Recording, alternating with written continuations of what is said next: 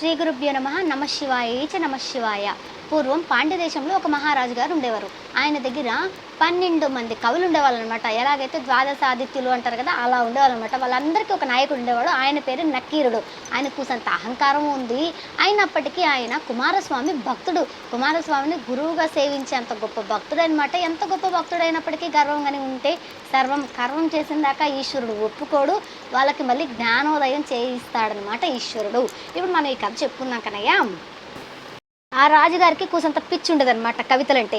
కవితలు ఎవరైనా బాగా చెప్పారంటే బోళ్ళంత డబ్బు ఇచ్చేసేవాడు అనమాట. కాలం ఎల్లకాలం ఒకేలా ఉండదు కాబట్టి శని మీన రాశిలో ప్రవేశించింది. భయంకరమైన కరువు వచ్చేసింది. ఒక మనిషిని ఇంకో మనిషి పీక్కు తినేంత కరువు వచ్చేసింది గోవిందా. ఇక్కడ ఒక చిన్న కథ ఉంది, చక్కటైన కథ. మనం క్లుప్తంగా చెప్పుకుందాం. ఒకనొకప్పుడు పుత్రశోకం గొప్పదా, ఆకలి బాధ గొప్పదా అనేది శ్రీ మహావిష్ణువు అడిగితే నారద మహర్షి శ్రీ మహావిష్ణువుతో అంటాడు, ఆకలి బాధ చాలా గొప్పది, ఆకలి బాధ కన్నా పుత్రశోకమే చాలా గొప్పది, ఆకలి బాధ ఉంది జుజుబి అనేసి అంటాడు అనమాట. ఆ తర్వాత స్వామివారు మాయకమ్మి ఆయన ఒక స్త్రీగా జన్మించాడు. ఆయనకు బోళ్ళంతమంది పిల్లలు పుట్టారు. వాళ్ళందరూ రాజ్యాల్లో యుద్ధం చేసి అందరూ చనిపోయిన తర్వాత బోళ్ళంత ఆకలి వేసేసింది. శవాలు పట్టుకుని ఏడుస్తూ ఏడుస్తూ ఏడుస్తూ ఇది కొంతమంది ఏడుస్తారు, ఏవండోయ్ ఏవండోయ్ మీరు లేకపోతే నేను ఎలా బతికేదండోయ్, నేను ఎలా బతికేదండోయ్, అయ్యో రేపటి నుంచి 2 కాఫీలు నేనే తాగాల, 2 ఇడ్లీ నేనే తినాలా, నెయ్యి వేసుకొని పప్పులు పడేసుకొని నేను ఒక్కదాన్నే తినేయాలని బాధపడతారు కదా. అలాగా పాపం ఆవిడ చాలా బాధపడింది అనమాట. నారద మహర్షి రూపంలో ఉన్న ఈ స్త్రీ బాధపడి సొల్లసిల్లిపోయి పాపము అప్పుడు ఆమె పక్కన ఎవరు లేరు. ఇదిగో ఒకరంత కాఫీ తీసుకురా, కొంచెం చక్కెర తీసుకురా అని అడగడానికి ఎవరు లేక పాపము అటు ఇటు చూస్తే దూరంగా చెట్టు కనిపించింది. చెట్టు పైన ఒక పండు కనిపించింది. ఆ పండు చాలా దూరంగా ఉంది. ఎంత పట్టుకుందామని ట్రై చేసినా కూడా అది దొరకలేదు. దాంతో ఈ చనిపోయిన బిడ్డల శవాల్ని వేసి పైకి ఎక్కి మరి ఆ పండును పుచ్చుకోపోయింది అనమాట. అప్పుడు వచ్చేసాడు శ్రీకృష్ణుడు. అప్పుడు మాయ తొలగిపోయింది. ఇప్పుడు చెప్పు పుత్రశోకం గొప్పది, ఆకలి బాధ ఎక్కువ అనేసి అనంటే ఆకలి బాధ ఎక్కువ అనేసి అన్నారు. అటువంటి ఆకలి బాధ తట్టుకోలేని ఆ ఊరిలో జనాలు, ఆ చిన్న పల్లెటూరులో జనాలు ఒకరినొకరు కొట్టుకు సిద్ధేసే అంత కోపం, అంత బాధ, అంత ఆకలి వచ్చేసింది అనమాట వాళ్ళకి. అప్పుడు ఆ ఊరిలో ఒక చిన్న శివాలయం ఉంది. ఆ శివాలయంలో ఒక అర్చక స్వామి వారు ఉన్నారనమాట. ఆయనకి ఎంతో ఏ డబ్బు రాదు. ఆయన వచ్చినంత వరకు వచ్చి ఆడ దండం పెట్టుకొని, ఓ దీపం పెట్టుకొని, ఓ ధూపం వేసుకొని, ఆయనకు దండం పెట్టుకొని జై శ్రీరామ్ అని చెప్పి ఆడిని వెళ్ళిపోయాడు అనమాట. ఈయన భక్తికి మెచ్చుకున్న పరమేశ్వరుడు అల్లుడు అని పిలిచాడు. గిల్లుడు కాదు, అల్లుడు అని పిలిచాడు అనమాట. అంత ప్రేమగా పరమేశ్వరుడు చేత పిలిపించుకున్నాడంటే ఆయనకెంత యోగ్యత ఉందో చూడు గోవిందా. ఆ అర్చక స్వామి కూడాను మామగారికి ఇచ్చినంత గౌరవం ఇచ్చారు. మామగారు కూడా అథారిటీ అలాగే చూపించాడు అల్లుడి పైన. అలా ఉండేటప్పుడు ఈ కరువు కాలంలో ఏడాది పాటు ఎలాగో అలా గడిపిన తర్వాత శివయ్య నీ కొలుకోతాను, నీకో నమస్కారం, నేను నీకు హల్లో హాయ్ బాయ్ బాయ్ చెప్పేస్తున్నాను, నేను ఇక్కడ ఉండలేకున్నాను, ఈ కరువులో నేను నిన్నేడ పోషించే చెప్పు, నన్ను నేనే పోషించుకోలేకున్నా నేను పోతాను అనేసి అంటే, పోకురా పోకు, నువ్వు నా అల్లుడురా, నువ్వు అలా వెళ్ళిపోతే ఎలారా, నాకు బాధగా ఉంటుంది అని చెప్పి స్వామివారు ఆపి, నేను ఒక కవిత ఇస్తాను నీకు, ఈ కవితను నువ్వు తీసుకెళ్ళి పాండ్య దేశంలో రాజుగారు ఉన్నారు కదా, మనకి రాజధాని అయిన రాజుగారికి బోల్డంత పిచ్చి అనమాట కవితలు అంటే. ఎతకపోయి ఆయన దగ్గర చదువు, వెంటనే ఆయన మెచ్చుకొని నీకు 1000 వరహాలు ఇస్తారు, చక్కగా ఎన్ని మాడలు 1000 మాడలు ఇస్తారు, ఆ మాడలు తీసుకొచ్చుకో, అప్పుడు ఈ కరువు అంతా తొలగిపోయిన తర్వాత లక్షణంగా నువ్వు అప్పటిదాకా బతుకుదు అనేసి అన్నారు. ఇక్కడ ఒక విషయం గుర్తుపెట్టుకోండి కన్నయ్య, కరువు రావడానికి కారణం పాపాత్ములు ఎక్కువైపోవడం వలన. పాపాత్ములు ఎక్కువైపోయారు. నేను ఈ వాన రప్పించచ్చు కదా స్వామివారు, రప్పించాల పాపానికి తగ్గ ప్రాయశ్చిత్తం జరగాలి కాబట్టి.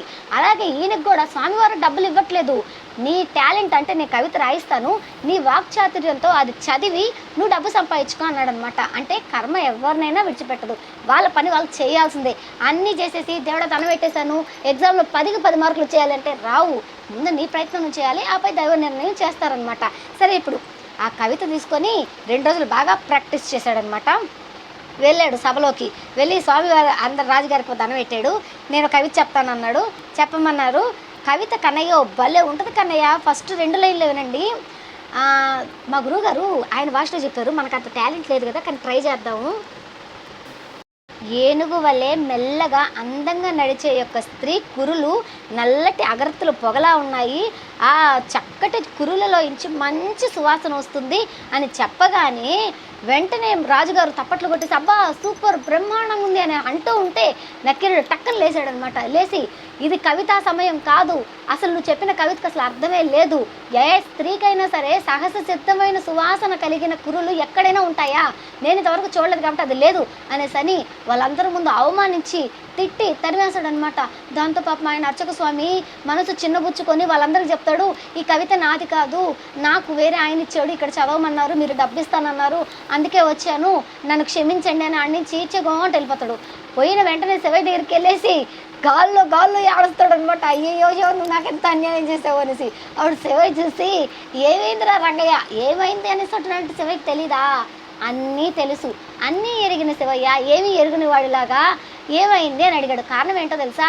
శివయ్యకి తెలుసు అక్కడికి పోతే ఈయనకి అవమానం జరగద్ది అనేసి తెలుసు. కవిత రాసింది శివయ్యేను, కాదన్న వాడెవరో తెలుసు, అక్కడ ఏం జరిగిందో తెలుసు. అయినప్పటికీ అడగడానికి గల కారణం ఏంటంటే అల్లుడు అని అభిమానంగా పిలిస్తే మామవారి పైన నీకు అభిమానం లేకుండా నువ్వు సంపూర్ణ శరణాగతి చేయలా. సంపూర్ణంగా నమ్మితే కష్టమో నష్టమో ఆ పరమాత్ముడే చూసుకుంటాడు. పూర్తిగా నమ్మేయండి కన్నయ్య, అరకొర ఎందుకు మనకి గోవిందా అది చెప్పడానికి కన్నయ్య. అప్పుడు ఆయన ఏం చేశాడంటే, నువ్వు నాకు అవమానం కలిగించావు, ఈ అవమానమును నేను భరింపలేను అనేసంటే, బాధపడకరా నేను పోయి చెప్తానుండు అనేసి. అప్పటికీ సభ అలాగే ఉంది, ఎందుకంటే స్వామివారి అనుగ్రహం కాబట్టి. అప్పుడు లోపలికి వెళ్ళేసి ఎవరు నేను రాసిన కవిత తప్పని అనేసానంటే నక్కీరుడు మళ్ళీ ఢీవుగా లేస్తాడనమాట. లేచి నేనే అన్నాను అనేసి అంటాడు. ఏం తప్పుంది అందులో అనేసి అంటే, ఎక్కడైనా స్త్రీ యొక్క జుట్టు మంచి వాసన ఎక్కడైనా వస్తుందా? అసలు ఎంత షాంపూ పెట్టుకున్నా కూడా 2 రోజులు అయితే ఆ షాంపూ స్మెల్లే రాదు, అట్లాంటిది సహజ సిద్ధమైన సుగంధ ద్రవ్యాలతో కలిగిన వాసన ఎలా వస్తుంది అనేసి అంటే, ఒరే బొరతక్కు ఎదవా, నేను నీ పిల్లం గురించి చెప్పాను అనుకుంటున్నావా ఏంట్రా? నేను చెప్పింది నా భార్య గురించి, అంటే పార్వతీదేవి గురించి అనేసి అంటే, పార్వతీదేవియా మేము చూడలేదు, మాకు తెలియదు, అందుకే మేము నమ్మము అనేసి అంటాడు. సరే శివయ్యని నమ్ముతావురా అనేసి అంటే, ఆహా నమ్మను అనేసి అంటే, ఇప్పుడు నన్ను చూసిరా నమ్ముతావు అనేసి అని స్వామివారు 3వ కన్ను చూపిస్తారు. అయినా నమ్మడు. 3వ కన్ను కాదు 33 కళ్ళు చూపించినా సరే, నీ ఒళ్ళంతా కళ్ళు చూపించినా సరే నేను నమ్మను అనేసి అంటాడు. వాదోపవాదం చేసి ఎక్కువైపోతుంది అనమాట. అప్పుడు స్వామివారికి పిచ్చి కోపం వచ్చేసి, ఇది వాదన అంటే అదే ఒక అహంకారంతో కూడిన వాదన, నువ్వు ఏమనుకుంటున్నావంటే నేనే గొప్పవాడిని, నాకన్నా గొప్పవాళ్ళు ఎవరు లేరు అనేసి గర్వంతో ఉన్నావురా, నాస్తిక వాదన చేస్తున్నావురా, దరిద్రుడా నువ్వు చేసిన ఈ వాదన వల్ల ఒక మనిషి కడుపు కూడు దూరం చేసిన పాపం నీకు తగిలింది. ఎందుకంటే ఆ డబ్బు వచ్చింటే వాడు తినుండేవాడు కదా తిండి, నువ్వు ఆ తిండిని నీకు తెలుసో తెలియకో కాళ్ళ తన్నావురా, ఈ పాపం నువ్వు అనుభవించాలి. ఒంటి నిండా కళ్ళున్నా నమ్మనన్నావు కదా, సాక్షాత్ పరమేశ్వరుడు నీకు దర్శనమిస్తే తెలుసుకోలేని దౌర్భాగ్యుడా, ఇదిగో ఇదే నా శాపం, కుష్ఠవ్యాధితో బాధపడు అని చెప్పగానే అంతటి నక్కీరుడికి బుర్ర గిరుని తిరిగింది. వెంటనే గట్టిగా కాళ్ళు పట్టుకున్నాడు, స్వామి అనుగ్రహించండి స్వామి అనేసి అంటే, అప్పుడు స్వామివారు జాలిపడి దక్షిణ కైలాసానికి వెళ్ళి నా దర్శనం చేసుకుంటే నీ పాపం తొలగిపోతుందిరా అనేసి అంటాడు. ఇంకా అది మొదలు కన్నయ్య సుబ్రహ్మణ్య స్వామి భక్తుడు శివానుగ్రహం పొందలేక నానా బాధలు పడి ఆ కుష్ఠవ్యాధితోటి కన్నయ్య మామూలుగా నడిచి వెళ్ళడమే కష్టం కన్నయ్య, అలాంటిది కుష్ఠవ్యాధితోటి చీము నెత్తులు కారిపోతూ తోళ్ళు ఊడిపోతూ నానా బాధలు పడి వెళ్తూ ఉండగా దారిలో అరుణాచలం కనిపించింది. అరుణాచల దర్శనం చేసుకున్నారనమాట. నిజానికి ఆయన చేసిన తీర్థయాత్రలని చెప్తే మినిమం 1 year పడుతుందంట కన్నయ్య. అన్ని తీర్థయాత్రలు చేశారు గోవింద ఆయన. ఇప్పుడు విషయానికి వద్దాము. చక్కగా నదీ స్నానం చేసి విచిత్రమైన దృశ్యాన్ని చూసి తనను తాను మర్చిపోయి ఇంకా ఆ దృశ్యం వైపు చూస్తున్నాడు. అది ఏంటా అంటే, ఒక పెద్ద చెట్టు ఉంది, ఆ చెట్టు దగ్గర ఒక అద్భుతమైన కొలనుంది. ఆ కొలను ఈ చెట్టు పైన పడిన ఆకు ఆ కొలంలో పడితే చేపలా మారిపోతుంది అనమాట. అది కూడా బంగారు చేపలా మారిపోతుంది. తర్వాత ఒడ్డున పడితే అదొక పక్షి, బంగారు పక్షిలా మారిపోతుంది. ఒకసారి ఏంటంటే అటు పక్షి కాకుండా ఇటు చేప కాకుండా ఆకు సగం నీళ్ళలో సగం ఒడ్డున పడింది. అదేమిటంటే చేపగా పక్షిగా మారింది. చేప ఏంటంటే నీళ్ళలోకి తీసుకెళ్తుంది, పక్షి ఏమంటే ఒడ్డుకు తీసుకెళ్ళి ఎగురుదాం అనుకుంటుంది. ఇలాంటి విచిత్రమైన దృశ్యాలు చూస్తూ మామూలుగా ఆయన స్నానం ఆచరించిన తర్వాత కాసేపు మౌనంగా కూర్చొని జపం చేసుకొని వెళ్ళిపోయేవాడు. అలాంటిది 6 గంటల పాటు అక్కడే కూర్చొనేసేసారు కన్నయ్య. కదలకుండా కూర్చొనేసి అలా షాక్ అయిపోయి చూస్తూ ఉండగా పొద్దు పోయింది. అప్పుడు ఒక నీడలాగా ఆయన మీద పడింది. అది నీడ కాదు, పెద్ద పీడ. అది ఒక భయంకరమైన రాక్షసుడి యొక్క నీడ. ఆయన వచ్చి అదరా భద్ర ఈయన నడువు గట్టిగా పట్టుకొని సర్రని ఎగురుకుంటా తీసుకుపోయి ఒక గృహలో పెట్టేశాడు. గృహలో పెట్టేసి మళ్ళీ తలుపుకి అడ్డం పెట్టేది, అంటే ఇంకో బండరాయిని అడ్డం పెట్టేసి ఆయన వెళ్ళిపోయాడు. అంతే. ఈ లోపల గృహలో 99 మంది ఉన్నారు గోవింద. వాళ్ళు తిట్టారు ఇంకా, ఒరే దౌర్భాగ్యుడా, ఒరే దరిద్రుడా, ఒరే నికృష్టుడా, నీ మొహం మీద మజ్జిగ పులుసు కొట్ట, నీ వల్ల మాకు సాగు వచ్చబడింది, నీ వల్ల మేము చచ్చిపోతున్నాం ఇప్పుడు అనేసంటే, అప్పుడు ఈయనకే నేను కవితలు చెప్పేవాడిని నేను అని చెప్పడానికి కూడా లేదు. బొగ్గపోట్లు పొడుస్తుంటే ఇంకాడ చెప్తాడు. ఆయన కూపి తీసుకునే సందు కూడా ఇయట్లేదు వాళ్ళు. అప్పుడు ఆయన వచ్చేసి, మహాత్ములారా మీ అందరికీ దండం పెడతాను, నన్ను మీరు తిడుతున్నారు ఖచ్చితంగా, నేనేం కాదన్ను. కానీ ఎందుకు తిడుతున్నారు, నేనేం పాపం చేశానని తిడుతున్నారు అనేసి అంటే అప్పుడు వాళ్ళలో ఒకడు వచ్చేసి, ఒరే రంగయ్య, ఇప్పుడు నేను తీసుకొచ్చిన వాడు ఉన్నాడే వాడు బ్రహ్మరాక్షసుడు. వాడు కరెక్ట్గా 100 మంది ఉంటేనే తింటాడు, లేకపోతే తిండు. మేము 99 మంది అయ్యాం, నువ్వు ఒక్కడు 100 వేయవు. నువ్వు రాబట్టి మేము అందరం చచ్చిపోతున్నావురా రంగా, నువ్వు కానీ రాకుండా ఉంటే మేము అందరం బతుకుందాం కదరా అని చెప్పేసి అన్నాడు అనమాట. అప్పుడు ఈయనేమంటే, అబ్బో నా వల్ల ఇంతమందికి చావు వచ్చిందా, ఇప్పుడు ఎలా చేయాలరా ఈశ్వర అంటూ ఆయన ప్రతి తీర్థయాత్రలో శివనామస్మరణ మాత్రమే చేశాడు కన్నయ్య.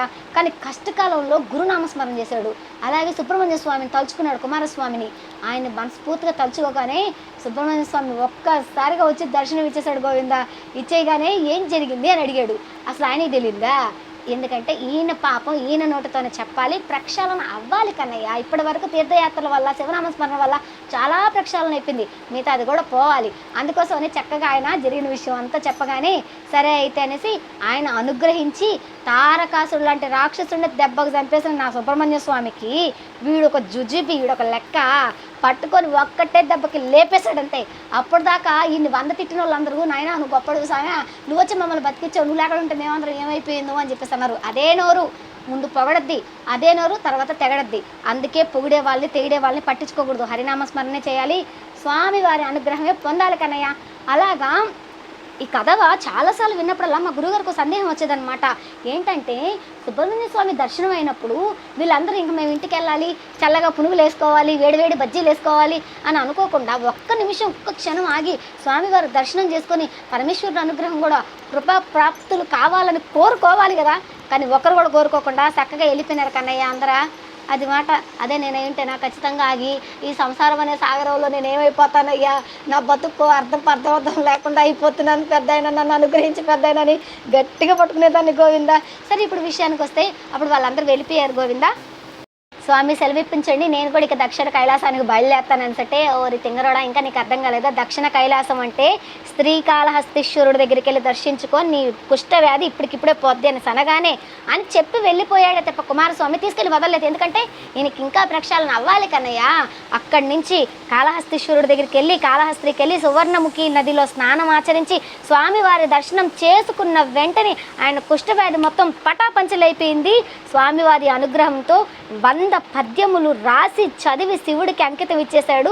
స్వామివారు ప్రత్యక్షమయ్యి నీకేం కావాలనగానే నీ అనుగ్రహం తప్ప నాకు ఇంకేం వద్దు, నీ ఆగ్రహానికి లోనై నేను ఎన్నో బాధలు పడ్డాను, ఇకపై ఎవరు ఇట్లాంటి పొరపాటు చేయకూడదు, ఏ పిచ్చ ఉండకూడదు ఎవరికి, నేను గట్టిగా పట్టుకోవాలనైనా నన్ను మాత్రం అనుగ్రహించు, నాకు ఇంకేం అక్కర్లేదు అనగానే స్వామివారు నవ్వి చక్కగా, నాయన నువ్వు ఉన్నంతకాలం భోగభాగ్యాలతో సంపదలతో మంచిగా సంతోషంగా ఉండి తర్వాత పైకి వెళ్ళిన తర్వాత నా కైలాసానికి రా స్వామి అని అనుగ్రహించారనమాట గోవింద. అన్ని వరాలు ప్రసాదించాడు పరమేశ్వరుడు. ఇక ఈ కథలో మనం తెలుసుకోవాల్సింది ఏంటంటే అతిక మించిన ఆగ్రహము, అతిక మించిన అహంకారము ఇలాంటివన్నీ మనకు మంచిది కాదు కన్నయ్య. కొన్ని దగ్గర కోప్పడాలి, అక్కడ మాత్రమే కోప్పడాలి, క్షణకాలమే కోపం ఉండాలి, జీవితం మొత్తం ఉండకూడదు గోవింద. కోపం, మోహం, లోభం, మదం, ఆశ్చర్యం అనే వాటన్నిటికీ చాలా వరకు దూరంగా ఉండి హరినామస్మరణ చేసుకొని జీవితాన్ని సార్థకం చేసుకోండి. చిన్నపిల్లలకి పురాణం చెప్పండి, పురాణం వినిపిద్దాం, పిల్లలకి నేర్పిద్దాం, ధర్మ మార్గంలో నడిపిద్దాం. చిన్న పిల్లలు కూడాను మేము మసీదుకి వెళ్ళాలి, మేము చర్చిలకు వెళ్ళాలి అంటున్నారు. అదే చిన్నపిల్లలు మన హిందూ పిల్లల్ని చూస్తుంటే మేము బుడ్డీలాట ఆడుకోవాలి, మేము ఆడుకోవాలి అంటున్నారు.